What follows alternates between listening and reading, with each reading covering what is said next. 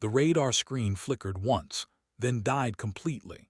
In the operations center at Al-Udeid Air Base, 12 analysts stared at the same blank space where Coulson Revenant had been 30 seconds ago.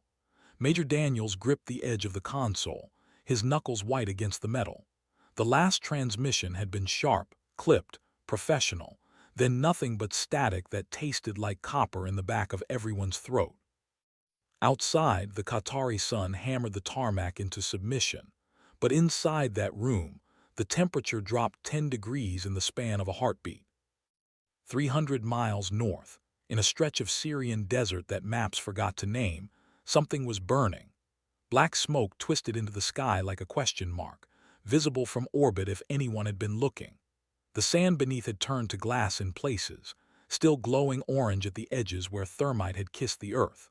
Two enemy vehicle hulks sat frozen in their final moments, turrets blown clean off, ammunition cooking off in sporadic firework bursts that echoed across the emptiness.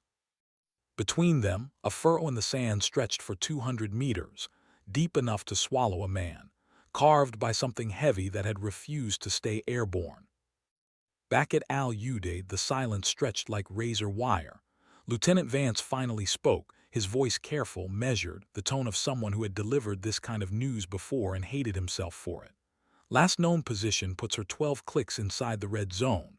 SAM batteries active in a 30-mile radius. Ground forces, multiple hostile elements. He paused, looked at Daniels, then away. Air boss wants to know if we scramble recovery.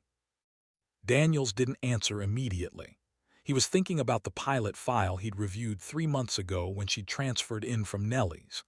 Veteran of 2 tour, 1,700 flight hours in the Warthog, more close air support missions than most pilots flew in a career. But there had been something else in that file, something between the lines that made commanders nervous. A notation about unauthorized low-level passes, about staying on station past bingo fuel, about refusing to break contact when friendlies were still taking fire. The word reckless appeared twice. So did the phrase aggressive tactics beyond mission parameters. What the file didn't mention was why. What it couldn't capture was the way she'd stood in the briefing room on her first day, boots planted, jaw set, eyes like flint when a colonel had made a joke about having a woman in the cockpit of a tank killer. She hadn't smiled, hadn't acknowledged it, had simply asked what time they were wheels up. They'd called her ice behind her back, some had called her worse. Now they called her nothing at all, because her transponder was dark and the desert had swallowed her whole. The ejection sequence hadn't gone by the book, but then again, nothing about the last 90 seconds had resembled anything in the manual. Captain Isla Kovac had felt the explosion before she heard it, a savage punch through the airframe that knocked her teeth together hard enough to taste blood. The stick had gone dead in her hands, hydraulics screaming their death song through the cockpit as warning lights painted her face in urgent reds and ambers. She'd pulled the handle at 800 feet, which was borderline suicidal, felt the canopy blast away and the world tilt sideways as the rocket seat kicked her spine hard enough to compress vertebrae. The chute had deployed clean. That was something. 2 seconds of blessed silk before she'd hit the ground at an angle that would have shattered bone if she hadn't rolled with it, training overriding panic, muscle memory older than conscious thought taking control. She'd come up bleeding from a gash above her left eye, ribs screaming protest, her right knee already swelling inside her flight suit. The beacon on her survival vest was transmitting, a tiny electronic heartbeat crying for rescue in a language only her own people spoke. She'd switched it off after 10 seconds. Behind her, her aircraft, her Warthog, her Thunderbolt II with its 30mm rotary cannon and titanium bathtub cockpit, had carved that long furrow in the sand before coming to rest against a limestone outcropping. Smoke poured from the starboard engine. The port wing hung at an obscene angle, control surfaces shredded by shrapnel, but the fuselage was intact, which meant the fuel tanks hadn't cooked off yet. Which meant there was still time before someone came to investigate the pillar of smoke, that announced her location to every hostile element within visual range. Isla did the math, 12 miles to friendly lines, maybe 15. Her radio was working but compromised. Every transmission was a beacon for direction finders. Her sidearm held 15 rounds. She had 2 bottles of water, an energy bar, and a first aid kit that might stop the bleeding but wouldn't do much for the ribs or the knee. She had training, experience, and a cold fury that had kept her warm through worse nights than this. She also had approximately 30 minutes before the desert stopped being empty. She started moving, favoring her left leg, keeping low, using the smoke as concealment while it lasted. Behind her, something in the aircraft's remains groaned and shifted. She didn't look back. The Tactical Operations Center erupted in controlled chaos the moment the distress beacon blinked into existence for exactly 8 seconds before vanishing. Senior Master Sergeant Tyrell Washington, who had 17 years of combat rescue coordination under his belt and had seen more pilots come home in pieces than he cared to count, felt something cold settle in his gut. "That's deliberate shutdown," he said, more to himself than anyone else. "She knows we heard it. She's going dark." Captain Marcus Holt, combat rescue officer for the Standby Pedro team, was already pulling on his flight gear. "How long do we have?" Before the bad guys triangulate her last position, Washington pulled up the threat overlay, watched red circles bloom across the digital map like blood in water. "Maybe 20 minutes if they're slow, less if they're smart." He tapped coordinates into the system, watched probability algorithms paint their ugly truth across his screen. "She's in a really bad neighborhood, Marcus." "When is it ever a good neighborhood?" Holt checked his rifle, chambered a round, made the weapon safe again. His crew was moving with practiced efficiency behind him, turbines already beginning to whine on the HH-60 Pave Hawk sitting ready on the apron. "What's the pilot's name?" Washington hesitated, which wasn't like him. "Kovach, Isla Kovach, call sign Revenant." "Revenant?" Holt tested the word, found it fitting and unsettling in equal measure. "That's not exactly cheerful." "She earned it at Kandahar." Washington pulled up another file, scanned it quickly. February 2023. Warthog took a hit from a MAN PADS, lost all hydraulics and half her flight controls, limped back to base on manual reversion, landed gear up on a damaged runway in a sandstorm. Aircraft was total loss. She walked away with a concussion and second-degree burns on her left arm. He paused. Refused medical evacuation. Flew again 36 hours later. Holt stopped moving. "Jesus." "That's not the part that got her the call sign." Washington's voice dropped. 2 weeks earlier, her element lead got shot down in the same sector. She stayed on station for an hour past bingo, suppressing enemy positions while rescue came in. Took ground fire the whole time. When they finally dragged her off station, she had 11 holes in her aircraft and was flying on fumes. "Let me guess, the lead pilot made it out." "Alive and standing because she wouldn't leave." Washington met Holt's eyes. "They started calling her Revenant because she comes back, always, no matter what, and she brings people home." Outside, the rescue helicopter's rotors began to turn, chopping the heavy air into submission. Holt felt the familiar pre-mission clarity settle over him, the way time seemed to crystallize when lives hung in the balance. "Then I guess we better go get our Revenant," he said, and headed for the bird. Isla had made it maybe 2 miles when she heard the engines. Not jets, those she would have recognized immediately. The particular scream of turbofans that became part of your cellular memory after enough hours in the cockpit. These were diesel, heavy, powerful, the grinding snarl of military vehicles moving fast across terrain that wasn't meant for speed. She went aground behind a cluster of rocks that had been old when Rome was young, controlled her breathing, made herself small and still. The technical came into view first, a Toyota Hilux with a mounted machine gun and 3 men in mismatched tactical gear. Behind it, a larger truck, probably troop transport. They weren't moving in formation, weren't maintaining proper spacing or cover discipline. Militia, then, not regular army. That was good and bad. Less training meant mistakes, But it also meant unpredictability, meant zealotry sometimes, meant captured pilots didn't always get treated according to Geneva Conventions that these men had never signed. She watched them stop near her crash site, saw men dismount and spread out with rifles. They moved in ones and twos toward the smoking wreckage, probably looking for a body, probably hopping for intelligence or a trophy or leverage. She thought about her survival radio, about calling in an airstrike on her own position with herself clear at 2 miles. But that would give her away, and there were more vehicles coming now. She could hear them in the distance, could feel their vibrations through the earth like a pulse. The sun was beginning its slow descent toward the western horizon, painting the sky in shades of amber and rose that would have been beautiful if they weren't also counting down the hours until darkness.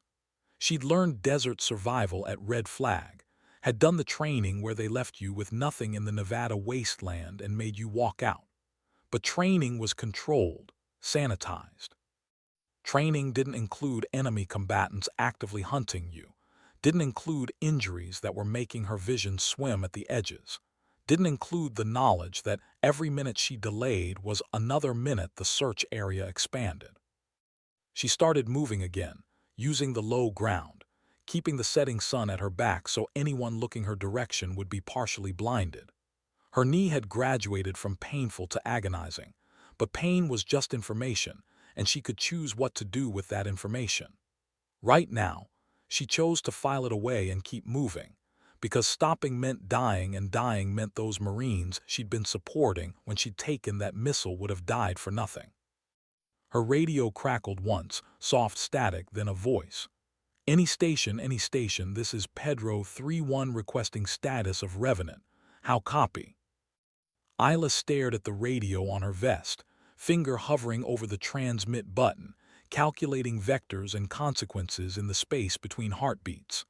Behind her, more vehicles were converging on her crash site.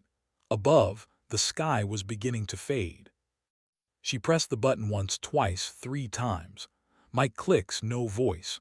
The oldest trick in the combat pilot handbook. 3 clicks, I'm alive. I'm evading, I'm coming home. In the operations center, the mic clicks came through like gunshots in a library. Everyone stopped talking at once. Washington's hand froze over his keyboard, then slammed down with purpose, fingers flying across keys. Got her. She's transmitting, bearing 270 from the crash site, range unknown. She's moving. Major Daniels leaned over the console, his earlier composure cracking at the edges. Can we get a fix? Not precise, maybe within a 2-mile radius. Washington pulled up the topology map, overlaid the enemy force markers that intelligence was feeding in real time from satellite and drone coverage. The picture wasn't good. She's got hostiles between her and the extraction corridor, at least 3 enemy elements, possibly more we haven't tagged yet. What's Pedro's ETA? 18 minutes to the safe corridor entrance, but that's at least 6 miles from where she is now. Washington looked up, his face grim. If she can make it to the corridor, we can pull her out. If not. He didn't finish. He didn't have to. Lieutenant Vance was running calculations on another terminal, his expression darkening with each result. Even if she moves at top speed, which she can't given probable injuries, she's not going to make the corridor before sunset. And in the dark, with hostiles actively searching. He shook his head. The odds aren't good, sir. Daniels felt the weight of command settle heavier on his shoulders. He'd sent pilots into harm's way before, had written letters to families, had stood at memorial services and said words that meant nothing in the face of loss. But this was different somehow. Maybe it was the 3 mic clicks, the defiance in that simple signal. Maybe it was remembering the file, the quiet competence, the way Kovach had never asked for special treatment or acknowledgement, had simply done the job better than most. Get me air assets overhead, he said, his voice hard and flat. I want eyes on that corridor. I want suppression ready if she needs it. And I want someone talking to Pedro about how flexible their risk tolerance is today. Sir, the rules of engagement. I know the rules, Lieutenant. Daniels turned, his eyes cold. I also know what happens to American pilots captured in this sector, so get creative. Find me options." The room moved as one, purpose crystallizing into action. Outside, the sun continued its relentless march toward the horizon, indifferent to the drama playing out below. Somewhere in that vast emptiness, a pilot was limping toward salvation or death, and the only thing certain was that she wasn't stopping. 3 mic clicks, the simplest, oldest combat signal: "I'm here, I'm fighting, come get me." The desert heard. The question was whether it would let her go. Isla had learned silence in the mountains of Afghanistan, where sound carried for miles and a cough could draw mortar fire. She used that knowledge now, moving through the low places where shadow pooled earliest, using rocks and terrain like a language she'd learned to read. Every 30 meters she'd stop, listen, orient herself by the sun and the distant mountains that marked the border between dying here and dying somewhere else. The distinction seemed academic when your right knee felt like it was being stabbed with every step, but she'd always been stubborn about technicalities. The radio came alive again. "Revenant Pedro 3-1. If you can hear this, we are inbound to extract corridor. Acknowledge with mic clicks. 2 if you can make the corridor in 30 minutes, 3 if you need more time." She did the math in her head. 6 miles, maybe 7. Injured. Hostile environment. 30 minutes meant pushing past the pain into whatever came after, meant possibly breaking herself completely for a chance at extraction. But the alternative was darkness and a search grid tightening around her like a noose. She pressed the transmit button 3 times. There was a pause on the other end, long enough that she wondered if the signal had gotten through. Then, "Copy your 3 clicks, Revenant. We're not leaving without you. Pedro 3-1 will hold until you arrive. Do what you need to do and get to us. We'll handle the rest." Something hot and fierce moved through her chest, part relief and part something older, something tribal. The rescue community was different from the fighter jocks, different even from the attack pilots like herself. They flew into hell as a matter of course, pulled people out of places where death had already written the ending, rewrote the script through sheer bloody-minded refusal to accept losses. She'd seen a Pedro bird take fire for 20 minutes straight once, hovering in an LZ while they loaded wounded Marines, the pilots holding station like they were nailed to the sky. Now they were holding station for her. She checked her bearing, adjusted her route to compensate for a gully she couldn't cross directly, started moving faster. The knee protested, then screamed, then went partially numb, which was either very bad or a gift from a nervous system that knew when to shut up and let her work. Behind her, maybe 3 miles back now, smoke still rose from her aircraft. She wondered if they'd found the ejection seat yet, if they were smart enough to calculate trajectory and start searching in the right direction. A sound made her freeze. Voices carried on the wind. Arabic rough accents from somewhere in the eastern provinces. Close, too close. She dropped behind a low ridge, made herself part of the earth, became stillness itself. 2 men came into view, walking parallel to her course about 200 meters away, rifles slung casually across their backs, talking about something that made one of them laugh. They hadn't seen her, hadn't even looked in her direction. She waited until they were gone, until the desert swallowed their voices and their footsteps, until even the memory of their presence had faded into the vast quiet. Then she rose, grimacing, and kept moving. The sun touched the horizon, turning the world to gold and shadow. In that light, the distant mountains looked like salvation cast in stone. Captain Holt sat in the door of the Pave Hawk, watching the desert slide past below, thinking about risk assessment and acceptable losses and the fine line between heroism and stupidity. His crew chief, Technical Sergeant Maria Reyes, was checking equipment for the 3rd time, which meant she was nervous even though her face showed nothing but professional focus. The 2 pararescue jumpers, PJs in the shorthand, were quiet, centered, ready. They always were. It was unsettling sometimes, that calm. "Talk to me about the threat picture," Holt said into his mic, addressing the tactical coordinator back at base. Washington's voice came through clear despite the rotor noise. "Not improving. We've got at least 5 enemy vehicles in the area now, probably more we haven't identified. They're searching in a pattern grid by grid, smart, disciplined. Somebody down there knows what they're doing. What about air support? You've got a pair of Vipers on station at Angels 20, another section spinning up at Al-Udeid. If things get spicy, they can drop hate in about 90 seconds. Washington paused. But that's a double-edged sword. Every bomb we drop telegraphs the extraction point, could draw more hostiles. Understood. Holt looked at his crew, saw the same calculation happening behind their eyes, and Revenant's status. Still moving, still on course, still silent except for mic clicks. There was something in Washington's voice, something that might have been respect or might have been worry. She's got maybe 4 miles to go. Sun's almost down. It's going to be tight, Marcus. Tight is our specialty. Holt switched frequencies, addressed his pilots. How's our fuel? Sufficient for 30 minutes on station, Captain, the aircraft commander replied. After that, we're talking about reserves and uncomfortable conversations. 30 minutes. Holt looked at his watch, did the calculation. If Kavech maintained her current pace, if she didn't hit any obstacles, if the enemy didn't spot her, if a dozen other ifs all aligned perfectly, she might make it with 5 minutes to spare. Maybe. In combat rescue, you learned early that maybe killed people. He addressed his crew on the internal net. Listen up. This is going to be dynamic. When we go in, we're going to be exposed. The LZ is not secure. We'll have hostiles in the area, possibly closing on our position. The pilot is injured, probably compromised mobility. We get in, we get her, we get out. Fast and clean. Questions. Sergeant Reyes looked up from her equipment. What if she can't make it to the LZ? Then we expand the radius until she can.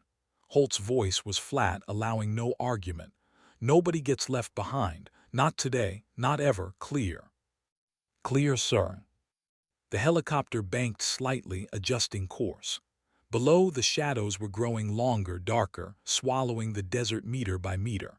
Holt thought about Kavech down there, hurt and alone, walking toward them through hostile territory with nothing but determination and training to keep her alive. He thought about the call sign, Revenant, the one who returns, and wondered if it was prophecy or curse. Then he stopped thinking and started preparing, because the time for philosophy was over, and the time for action was coming up fast. The desert scrolled past below, ancient and patient and utterly indifferent to human drama. It had swallowed armies before. One more pilot was nothing. But the Pedro crew disagreed. Isla heard the helicopters before she saw them, the distinctive thump of rotor blades cutting air coming from the south.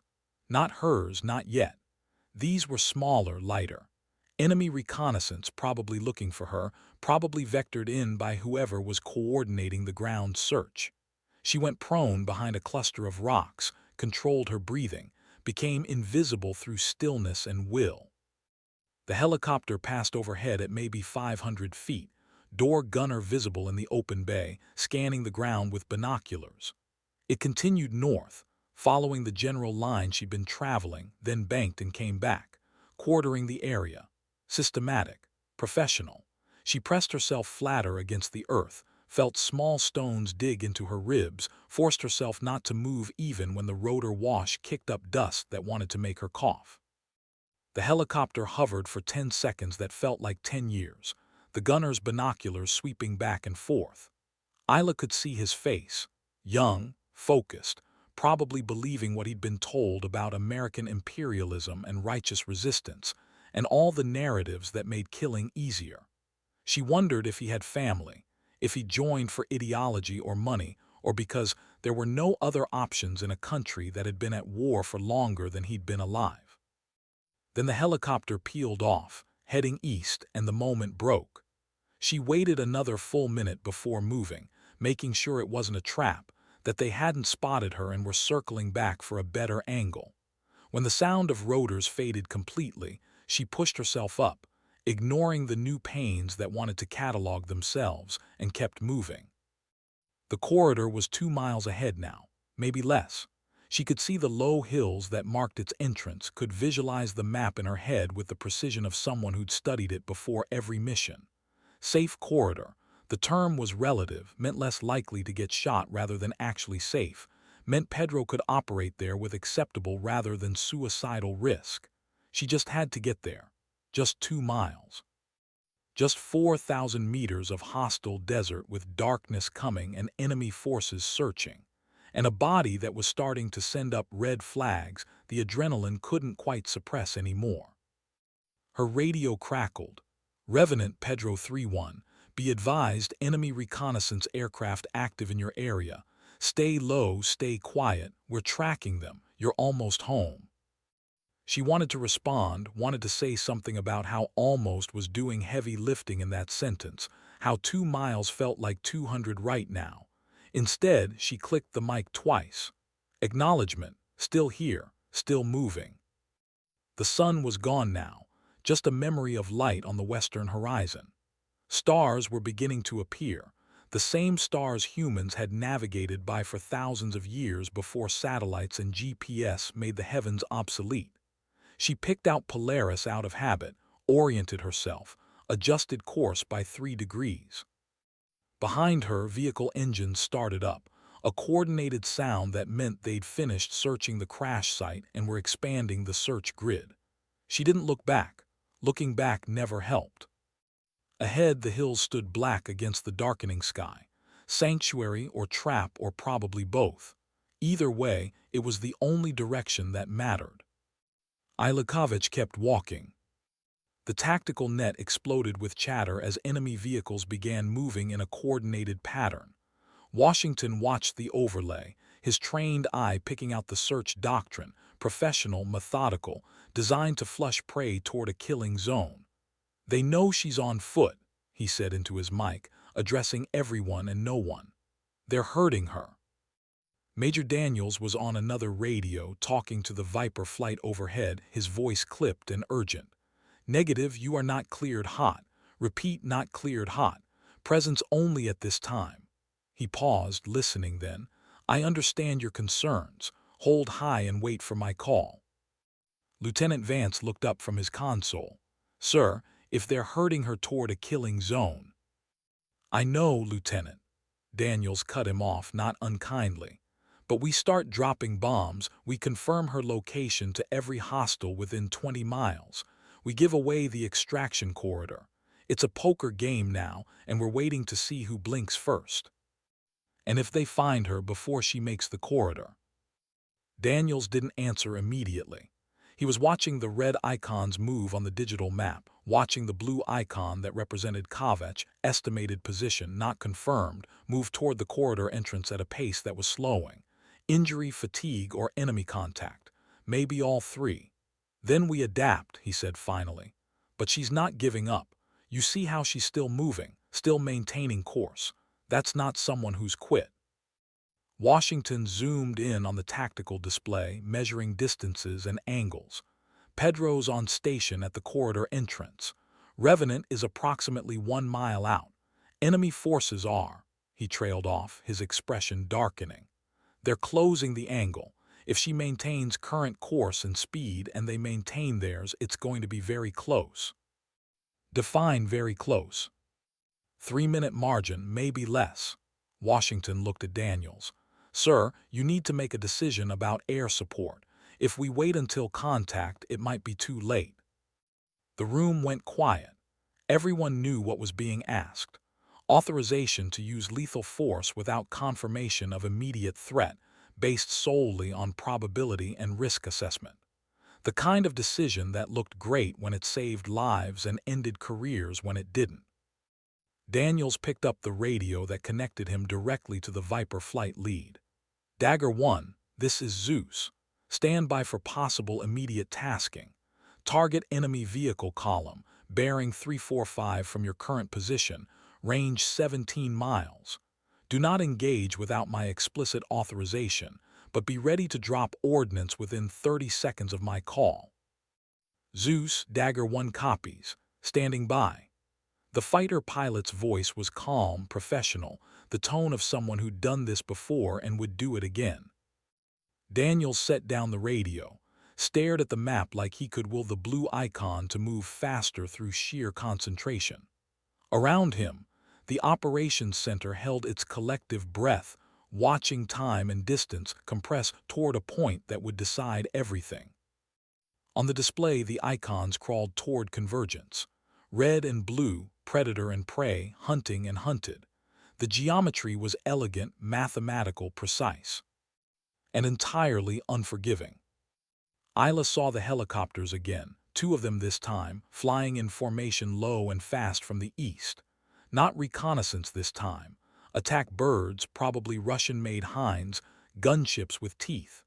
They were heading toward the corridor entrance, which meant they knew or suspected that's where she was going, which meant the corridor was about to become significantly less safe. She dropped to one knee behind an outcropping, pain lancing through the joint like electricity, and keyed her radio. 3 clicks, pause, 3 more clicks. The signal for enemy contact imminent, the warning that things were about to get complicated. The response was immediate. Revenant Pedro 3-1 copies. Enemy attack helicopters are painting the corridor. We are displacing to alternate position. Head to the following coordinates. The pilot read off numbers that Isla memorized instantly, visualizing the new location on her mental map. Further south, away from the primary extraction point, adding another half-mile to her journey. We'll be waiting. Get there however you can. Pedro out. The attack helicopters swept over the corridor, door guns stuttering test bursts, searching for targets. They'd be looking for the Pedro bird, for American rescue assets that would give away her general location. Smart, aggressive, exactly what she would have done if the roles were reversed.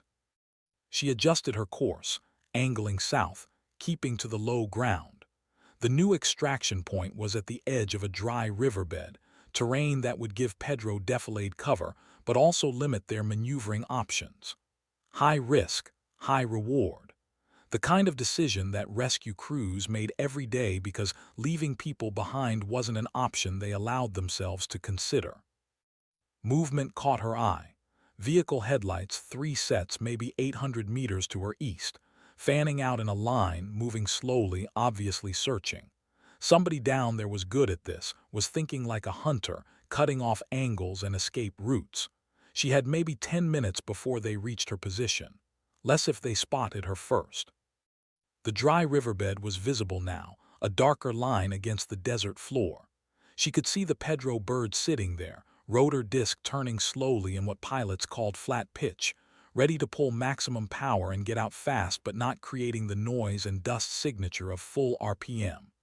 The crew chief was visible in the door, scanning with night vision, rifle ready. They'd seen her. Were waiting. 500 meters. Behind her, the vehicles had stopped.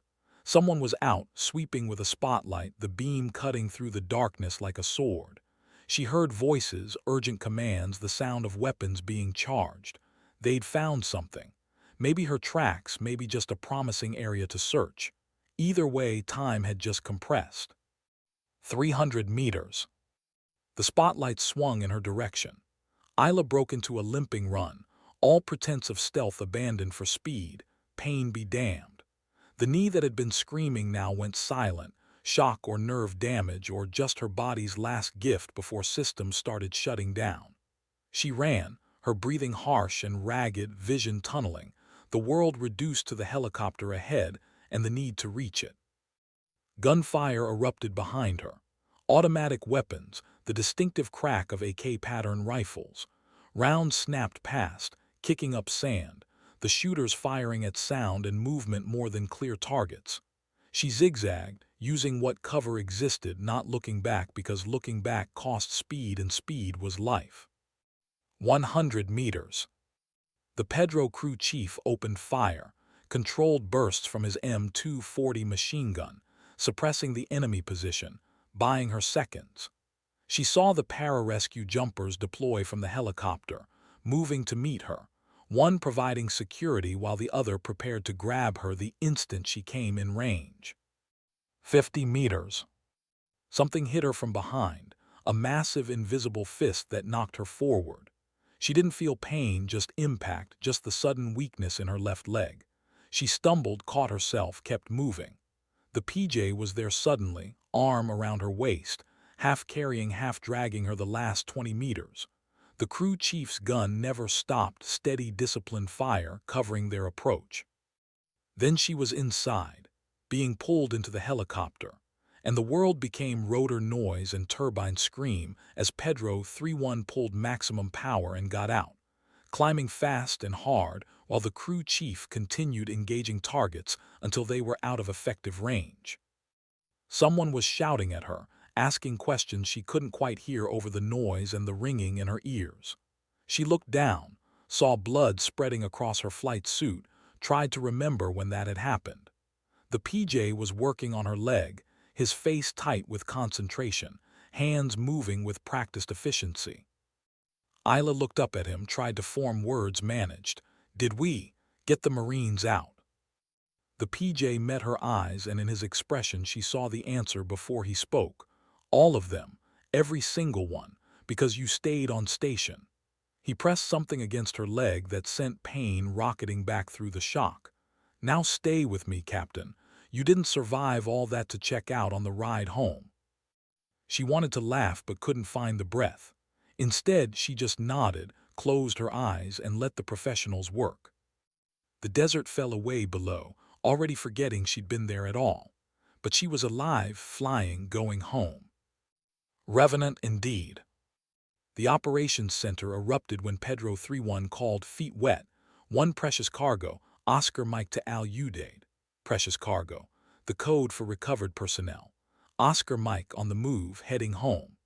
Washington felt tension he hadn't realized he'd been carrying drain out of his shoulders all at once. Around him, analysts who'd been maintaining professional composure for hours suddenly found reasons to wipe their eyes or turn away from their screens. Major Daniels took the radio. "Pedro 3-1 Zeus, status of precious cargo. Wounded but stable. GSW to left leg, trauma to right knee, possible fractured ribs, multiple contusions. Our PJ has her stabilized. She's conscious and talking, requesting immediate trauma team on arrival." The pilot's voice was steady but carried an undercurrent of relief that no amount of training could quite suppress. "Zeus, you should know she asked about the Marines first, before asking about herself." Daniels closed his eyes briefly, then keyed the mic.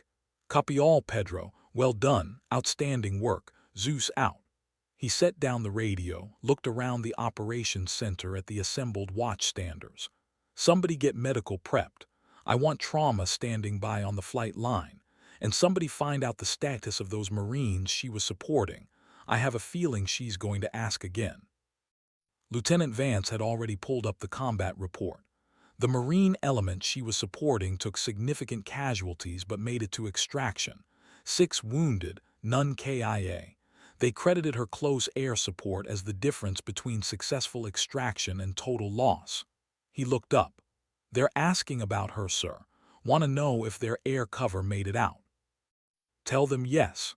Daniels felt something unknot in his chest. "Tell them Revenant is coming home." The next 40 minutes crawled past, time dilating the way it always did between crisis and resolution. The trauma team assembled, checked equipment, prepared for whatever came off that helicopter. The base commander appeared, having been woken from sleep, standing in operations to monitor the situation personally. Word spread through the base with the speed that news always traveled in the military. The pilot who'd been shot down had been recovered, was inbound, had survived impossible odds. When Pedro 3-1 entered the traffic pattern, half the base seemed to find reasons to be near the flight line.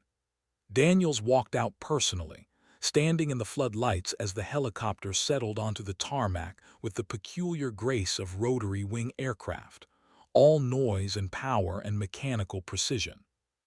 The crew chief opened the door before the rotors stopped turning, and the trauma team moved in with practiced efficiency. Daniels caught a glimpse of Kavach on the stretcher, pale but conscious, blood-soaked but alive. Her eyes found his for a moment, and he saw in them the same flat determination that had been in her file, that had carried her through 2 miles of hostile territory on a destroyed knee and a gunshot wound. She tried to speak. The medic told her to save her energy. She spoke anyway, words Daniels couldn't hear over the rotor noise but could read on her lips. The Marines. Daniels stepped closer, leaned in. All accounted for. 6 wounded, 0 KIA, because of you. They wanted me to tell you that. Something that might have been relief or might have been pain crossed her face. She nodded once, closed her eyes, let the medics take over. As they loaded her into the waiting ambulance, Captain Holt approached Daniels. "Sir, that was the smoothest hot extraction I've seen in 3 tours. She did everything right. Kept moving, stayed off comms except when necessary, made it to the LZ on schedule despite injuries that should have kept her down. That's a professional." "That's a survivor," Daniels corrected. Then quieter. "That's a hero, even though she'd probably punch us for saying so." They watched the ambulance pull away, lights flashing, carrying precious cargo towards surgery and recovery and whatever came after. Above, the stars continued their eternal rotation, indifferent. But on the ground in that moment, something had shifted. The story of what Isla Kavach had done that day would spread, would be told and retold, would become part of the folklore that sustained military units through dark times. But that was for later. For now she was alive, and that was enough. Isla woke in increments, consciousness returning like tide coming in, each wave bringing more awareness and unfortunately more pain. The ceiling above her was white acoustic tile, military standard, which meant she was in the base hospital. Medical equipment beeped steadily to her left. Her right leg was elevated, wrapped in enough bandages to supply a small clinic. Her left leg, the one that had taken the bullet, was similarly packaged and emitting a low-grade throb that suggested the morphine was wearing off. "Welcome back." She turned her head, moving carefully, and found Major Daniels sitting in a chair by the window. He looked tired, hadn't shaved, was wearing a different uniform than she remembered from briefings. "How long?" Her voice came out rough, underused. 18 hours since they pulled you off that bird. You've been in and out, surgery, recovery, the usual fun. The docs say you'll keep both legs, though the right knee is going to need reconstruction once the swelling goes down." He stood, moved closer. "The GSW was through and through, missed the femoral artery by about 2 centimeters. You're either incredibly lucky or somebody upstairs likes you." Probably lucky. She tested her memory, found it intact but fragmented around the edges. The Marines. Still asking about them, that's good, means you're you. Daniels pulled up a chair, sat down. "All 6 wounded are stable. 3 already returned to duty. The other 3 are here in this hospital 2 floors down. They've been asking about you every hour." Isla felt something tight in her chest loosen slightly. "My aircraft." "Total loss. The enemy set it on fire after you left, probably to prevent intelligence recovery." He paused. "But they didn't get anything useful. You followed emergency destruction procedures perfectly before ejecting. That's in the report." "There's a report." "There's always a report." Daniels smiled slightly. "This one is going to read well, though. You might want to prepare yourself for some attention once word gets out. People are already calling it the Desert Still incident, after what one of the Marines said, that the whole desert went still when they saw you come back through that smoke, aircraft shot to pieces but still flying, still fighting." She shook her head, immediately regretted the motion. "Just did my job." "No," Daniel's voice went hard. "You did significantly more than your job. You stayed on station past bingo fuel while engaged by ground fire. You took a SAM hit and still managed to complete your weapons run. You evaded capture through 2 miles of hostile territory while seriously injured. And according to the Pedro crew, the first thing you asked about wasn't yourself, it was the Marines." He leaned forward. "Captain Kavach, there's doing your job and then there's redefining the standard.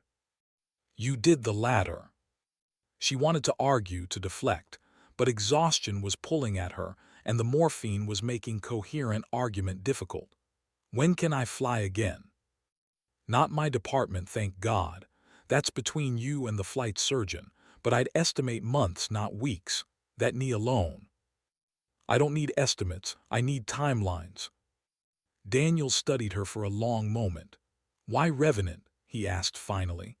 I read the file about Kandahar, about the pilot you stayed overhead for, but I never got the full story about the call sign.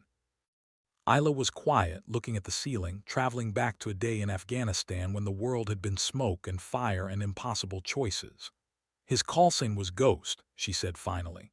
Shot down in a valley, surrounded, low on ammo. Everyone else had to leave. Fuel, state, ammunition, mission priorities. But I had 30 minutes of station time left and a full weapons load. So I stayed. Put ordnance on everything that moved toward his position. Talked to him on the radio. Kept him company until Pedro got there. She paused, remembering. When they pulled him out, he was on the net telling everyone that his guardian angel had come back from the dead to save him. Said I was like a revenant, something that couldn't be killed or sent away. The name stuck. She looked at Daniels. I stayed because leaving wasn't an option. It's never an option. You don't leave people behind. That's the job. That's not just the job, Captain. That's a code. That's what makes the difference. Daniels stood, moved toward the door, then stopped. The flight surgeon will be by later, so will the base commander. He wants to talk to you personally. And you've got visitors waiting, though we've been limiting them because you need rest. He paused at the door. For what it's worth, there are a lot of people grateful you came back, including me. After he left, Isla lay in the quiet, listening to the beep of monitors and the distant sounds of a hospital at work. She thought about the desert, about the long walk towards salvation, about the moment the gunship had lifted off with her inside. She'd lived, which meant she'd fly again eventually. The doctors could say what they wanted about recovery timelines, but she knew her body, knew what she could push it to do. 3 floors down, 6 Marines were healing. That mattered more than anything else. She closed her eyes and let the exhaustion take her down into dreamless sleep, where the desert couldn't follow, and the only sound was her own breathing, steady and alive. The ceremony happened 3 weeks later, by which time Isla had graduated from bed to wheelchair to walking with a cane and a pronounced limp that the physical therapist promised would improve with time and work. She'd spent those weeks in a strange liminal space between patient and curiosity, with visitors ranging from fellow pilots to enlisted personnel she'd never met who just wanted to shake her hand. The Marines had come as a group, young men with healing wounds and old eyes, saying thank you in voices that carried weight beyond the words. Now she stood, because she'd refused the wheelchair even though her knee was screaming, in front of the assembled squadron, dress blues immaculate, cane held at her side, while the base commander read from a citation that made her profoundly uncomfortable. Words like valor and heroism and distinguished service. She kept her face neutral, her posture correct, her eyes focused on a point above everyone's heads. For extraordinary heroism in connection with military operations against an armed enemy. The commander's voice carried across the flight line, where her squadron stood in formation, where her fellow A-10 pilots watched with expressions ranging from pride to respect to something that might have been awe. Captain Kovach's actions upheld the highest traditions of the military service and reflect great credit upon herself, her unit, and the United States Air Force. They pinned the Distinguished Flying Cross on her uniform, the medal heavy and surreal against her chest. She saluted, held it, received the salute in return.